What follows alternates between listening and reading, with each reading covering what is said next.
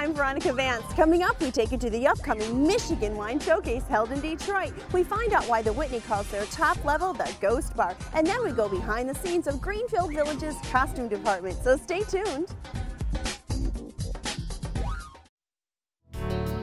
Production funding for this program was made possible by the Detroit Metro Convention and Visitors Bureau, driving tourism growth in Metro Detroit since 1896. More information is available at visitdetroit.com.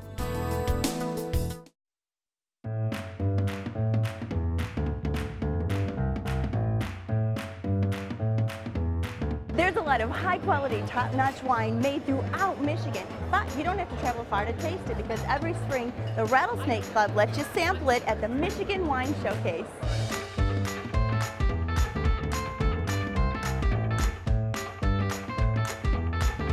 We love it. It's great food, it's great wine, lots to do, lots to sample. It's an annual event now, no doubt. It starts it off every year. We just went 5 minutes down the street. I just picked him up in Indian Village. Yeah, awesome.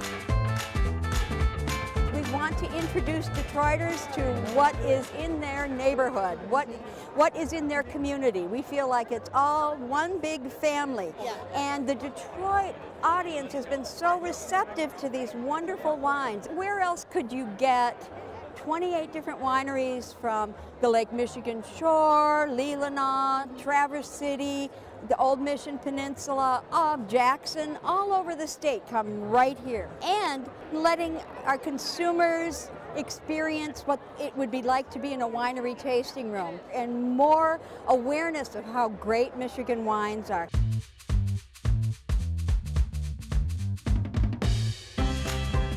Anybody who knows the Rattlesnake knows they do a great job with the food. They do. And in fact, they have red and white wine pairing stations. The foods are all coordinated, they're organized, so that if you walk up there with your red wine, you're going to find something that's going to go well with the red, and likewise with the white. When you find something that you really like, you place the order through Plum Market, and then do you leave with it, or does it get shipped to you? I mean, how does that explain? You don't leave with it. It gets shipped to one of the local Plum Market stores, so you can just pick it up there.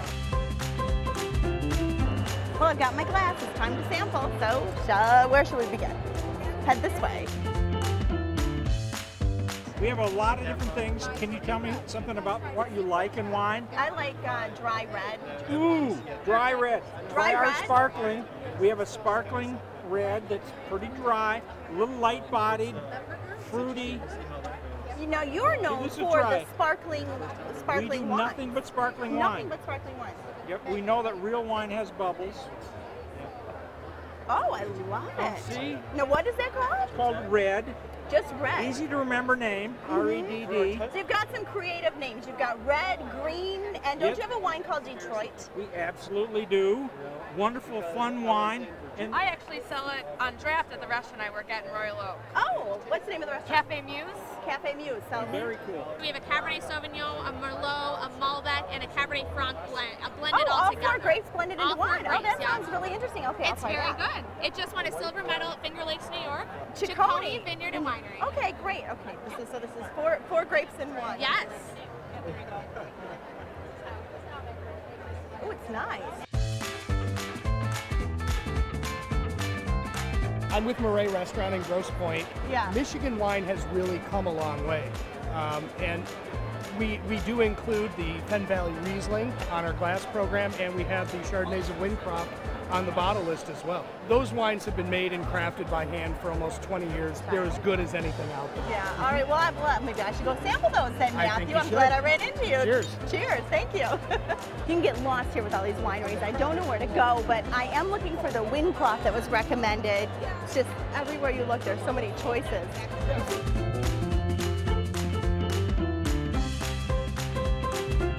It's been aged for 4 years in oak, so it's an extremely long time.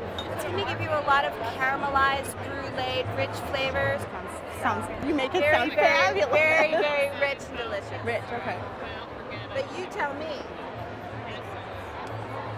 Oh my goodness, I think that's the best Chardonnay I've ever had. Well, you know, you don't typically see Chardonnay aged for 4 years. Michigan's holy water. What was the inspiration of this title? I figured Michigan needs its own wine Bible. A little bit of education, a little bit of history about Michigan wines, And then it's also 81 interviews of the winery owners, the winemakers, and the vineyard managers. His winery's here. Oh, it's fantastic The sparkling wine. The sparkling wine. Let me tell you how good Larry's sparkling wine is. Okay. He sells it in France.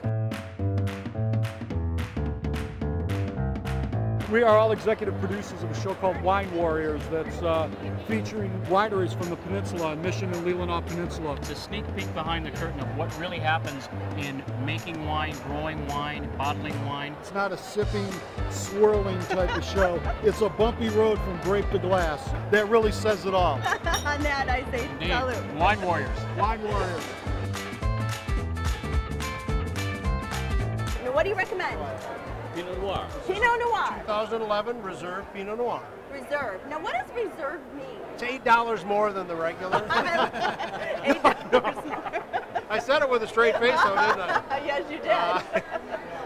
It starts in the vineyard, and we go through, and it's the oldest vines we have, so that the grapes that are left on the vine have a better chance to get riper. And then in the cellar, this was in there for 16 months. 16 and then months. we pick out the best of the barrels, and that becomes the reserve. Let's see how it is. Oh, that's very smooth. That's very nice. Thank you. Are you enjoying the event? Yes, we come every year. I recommend it to everybody that this is the event of the year to attend. I love having it here. I think it's a wonderful place. You know, bringing Michigan wines to Detroit. Right. What's better than that? So the Harbor Red, that sounds like the most Michigan-y to me. Can I try the Harbor Red? Certainly may. Now, what do you recommend for somebody who doesn't know much about wine? What do they look for? Just they should keep drinking.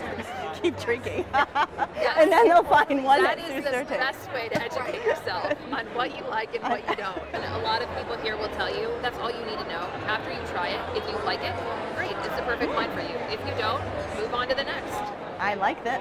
Yes. This is very good. My mom says that is the perfect pizza and spaghetti wine. Well, this is obviously the most important market for us in the state, so we're delighted to be here. She'd like to try a glass of wine that she can recommend to everyone in Detroit. The Arturo Surly Chardonnay, 2012.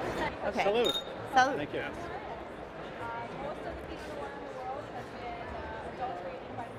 Oh, that is nice. That's really good. Thank you very That's much. very nice. This is our chancellor. I guess I didn't realize that there was a winery so close to Detroit. Oh, I like it. Very cool. Thank you very much. I like it. Naked. Naked Chardonnay. Naked Chardonnay. Unoaked Chardonnay 2013. So naked means unoaked. Oh, that's fabulous. Very smooth. I love it. I think one of the most exciting things is the first of our artist series. It's our unoaked Chardonnay from 2012. Oh, that is very nice. So Christine, you're from the Dearborn Farmers Market, and you're so excited because... We are excited. For the first time, we've been able to partner with wineries, with farmers markets and wineries. You're going to get fresh veggies and Michigan veggies, Michigan, buy local, drink local. There you go. So how sweet the wine, or how dry, or however you like it. But what's really important is that all these great Michigan wineries come to the D every spring so that you can get a taste of the sweet fruit of Michigan at the Michigan Wine Showcase.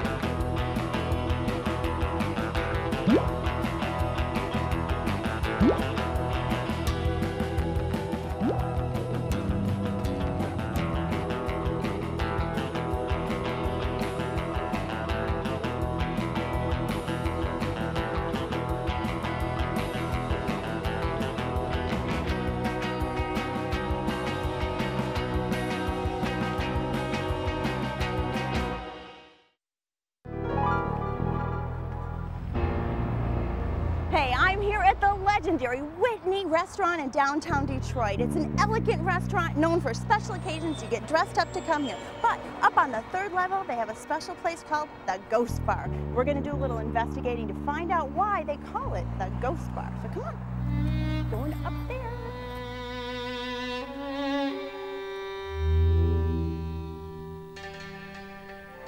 Well, here we are on the first floor of the Whitney. It's very beautiful. This is where you have your dining experience, but we're headed upstairs to the third level, the Ghost Bar.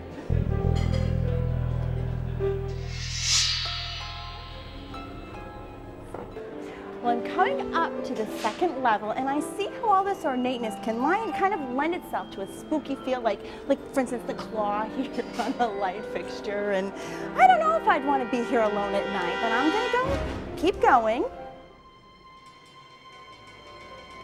Now, one of my favorite parts about dining at the Whitney is that you get to walk around the second floor. You're just free to wander. They've got all these little secret side rooms. You can look at all the ornateness, and of course the piano. Stories are that this piano has been heard to play on its own, and of course it's underneath this picture of this little boy who stares at you no matter where you go. Look at, I'm moving here, I'm moving here. His eyes are following me. I don't know, I'm getting goosebumps just looking at it.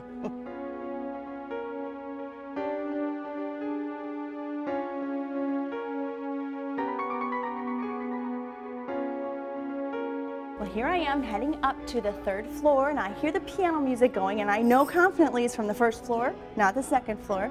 Cross my fingers.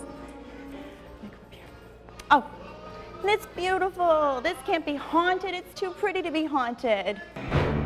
Well, there have been rumors of ghosts. There was a knife incident in which a knife fell off the third floor staircase and landed straight up into a cutting board 3 floors down. There was nobody in the third floor. There was an old manager who claims that he spent a good 15 minutes following an individual around after he had already closed and locked up and thought the person was trying to sneak into the building, and to no avail, never found anybody and finally gave up. There have been pictures with spooky things popping up. There was a woman that was taking a picture of the second floor to show her daughter, who was planning on having a wedding here, and there were some ghostly images that came up on the picture of individuals that were not present at the time the picture was taken. You do have paranormal dinners every so often, right? We do have paranormal dinners that we do every so often, where there is a tour of the facility.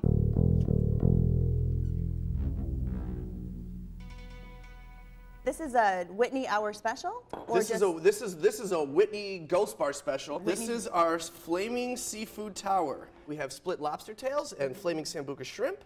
On the second, we have mussels there, and then on the bottom, we have split king crab legs along with shrimp cocktail. That is the sambuca.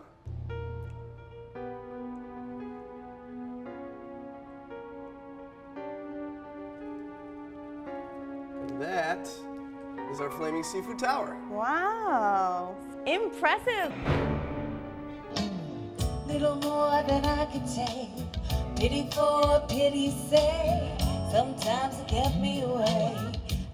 So a little less spooky out here, actually quite inviting. Yes, a little more open, a little more green, you know, very Michigan-y, if you will.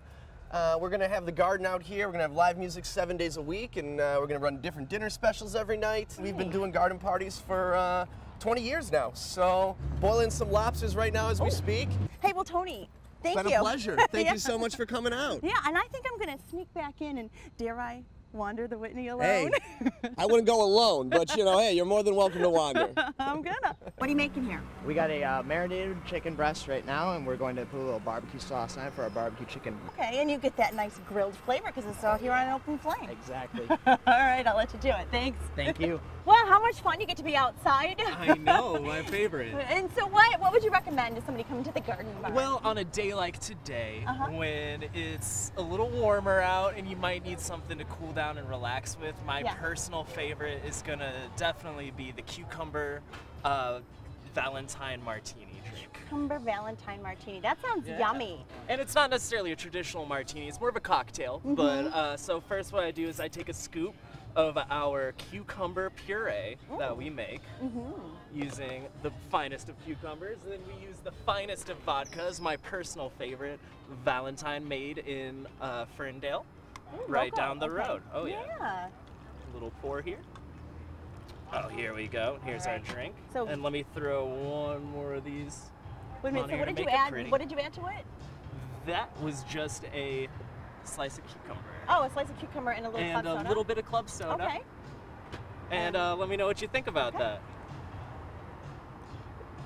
Oh, that's nice and refreshing. Oh, thank you. It yeah. is. Oh, I see why it's your favorite. Yeah, very nice.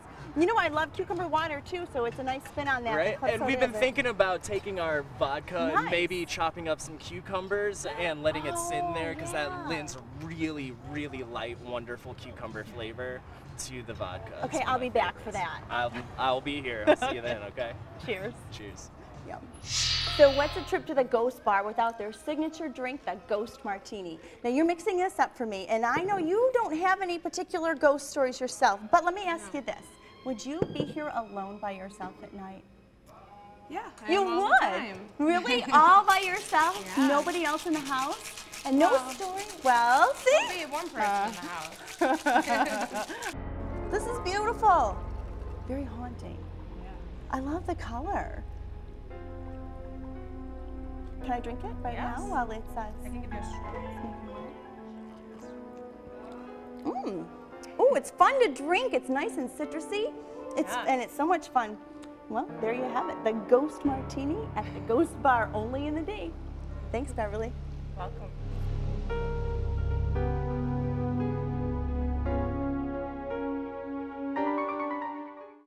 There are plenty of things to see and do in Metro Detroit this month, and our calendar of events is up next to point you in the right direction.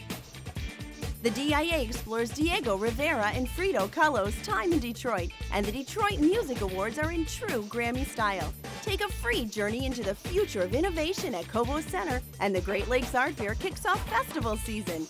The DSO honors the golden age of Broadway, then the Harlem Globetrotters strut their stuff at the Palace. Veg Fest is a vegetarian's delight with a Taste Fest and Expo, and the wildly unique Blue Man Group plays at the Fisher. The Meshuggah Nun stars Cindy Williams at Meadowbrook, and downtown Rochester celebrates Earth Day. Thomas the Tank Engine rolls into Greenfield Village, and the Harry Potter parody at City Theater is fun for all ages. The Illusionists perform mind-blowing magic at the Fisher, and the Metro Times Blowout features over 200 bands. To learn of any changes, log on to visitdetroit.com or call 1-800-DETROIT.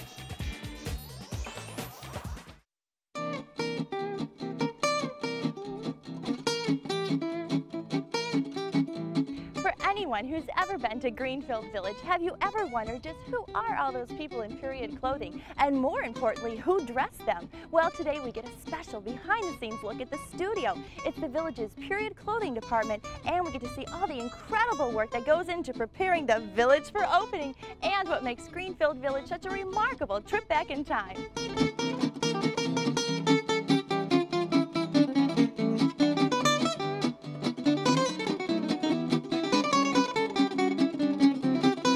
This is your outfit. Now, where do you work? I work at the Eagle Tavern. This is my second year being a waitress. This is my outfit for the entire season. I do get another dress, you know, just in case this one's in the wash. Do you get to wear a hat too? I do wear a bonnet, yes, and apron. Bussers and servers wear aprons and pockets. What era is this dress from, do you know? This is from mid-19th century. Mid-19th. We role play in the 1850s. What are you doing here? I'm checking her hem. It might not be perfectly straight. We like everything to be Perfectly straight, right down to... straight. Wow.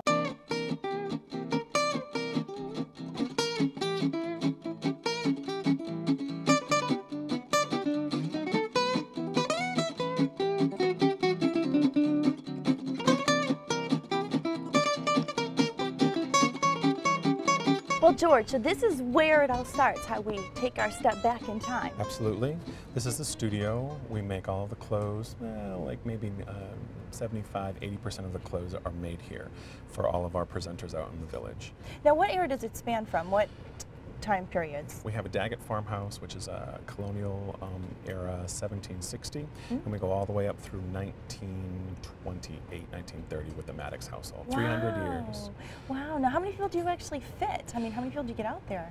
In a year, because we have so many special programs with holiday nights and Halloween and different things, we dress about 1,000 people. Oh, wow. It's really a lot, and so we have about 300 to 400 presenters who work for us. And so now everything is authentic. We do some research, we look back at historical documents, things like catalogs, trade catalogs, historic pictures. These are reprints from Sears and Roebuck, Montgomery Ward. So it gives us an idea of what people could have bought back then. For instance, this is a bolt of fabric that we just made some blouses, actually blouses like this, out of. And so this is a reprinted fabric. Someone found the original artwork, and so they just transposed it and just made it on this fabric. So these are your seamstresses working here? Yes, about 10 part-time seamstresses that work for us. What is she working on here?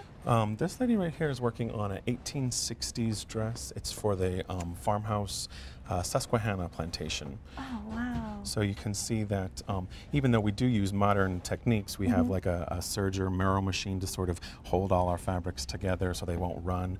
No one sees that, so we're using modern techniques to make an older style dress. Now, what is she working on here?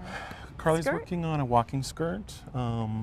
We have a number of sites that wear these sort of gored walking skirts. Heidi's working on a set of stays for us.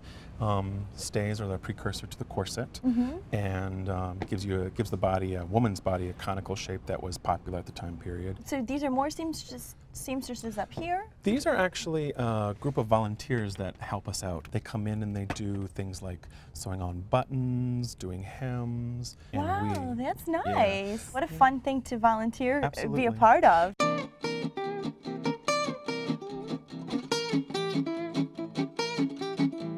So here we are in the back of the shop. There's a lot of storage back here.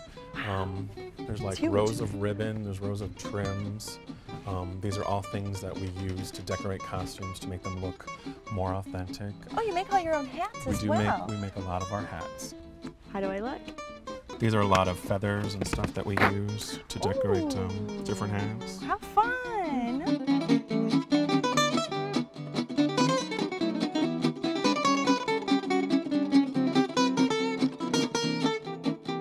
Down here is our summer strollers. You saw the winter holiday strollers on the other side. So this is a lot of the summer strollers. This is a fun dress. This is a sort of 1895 big puffy sleeved gigot or leg of mutton sleeve. It's a little out there, and it was made for our vaudeville show. Yeah, this is sort of a row of farm clothes, and they're all done sort of like in checks and sort of rural looking for the Firestone farmhouse. So this is part of the row for our storage for the historic baseball. We have two historic teams, the La-Di-Das and the Nationals. This is the top. Yeah, he wears a red tie, and then it gets tucked behind this. My, don't they dress for sports? They do. It was a gentleman's sport. We have like rows of pants that we buy a lot of pants from the Amish. In Indiana. I'm constantly looking for period fabrics that are appropriate. We try to keep them in order from like as far back as we go, 1760 with the woodblock prints, moving them on up through time through the roller printing and different things with the calico.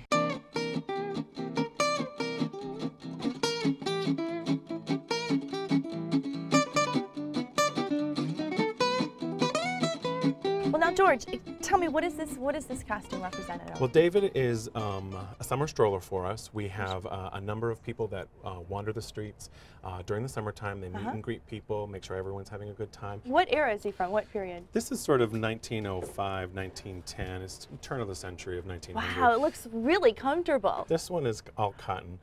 Sometimes they're made out of wool, but they try to be authentic materials. They wouldn't have had blended polyesters or rayons or things of that nature. So we try to bring it up as authentic as possible. Heidi's getting laced into a stay, and this was the precursor to the corset. So it just sort of like holds everything together, makes you have a conical shape, and just sort of gives you much support. A lot of women who have worked here for us, they tell us how much more back support it gives them. This is in 1905. Women were putting 2 of these things on every day. Sometimes they put more than 2. If you were a summer stroller, we would have had you come in, we would have measured you, taken a full set of measurements, we would have taken your picture. If there's any alterations needed, a hem, adjusting. You wouldn't have your regular clothes underneath it.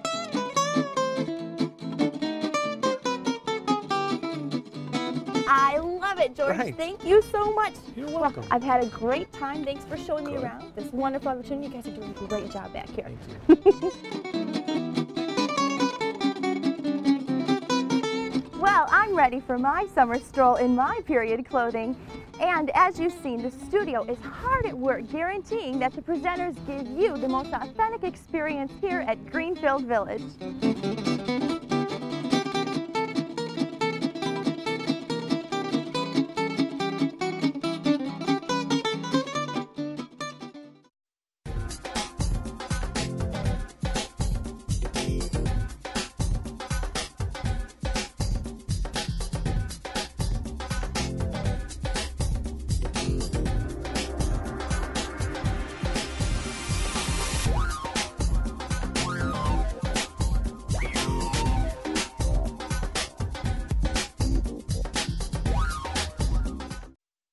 That's our show. Thanks for watching. I'm Veronica Vance. And remember, if you would like more information on any of the places we visited, log on to visitdetroit.com. So until I see you next time, go out and explore on your own and discover the D. To learn about discounts and special offers for featured attractions, plus how to get copies of Visit Detroit magazine, click on visitdetroit.com. Production funding for this program was made possible by the Detroit Metro Convention and Visitors Bureau, driving tourism growth in Metro Detroit since 1896. More information is available at visitdetroit.com.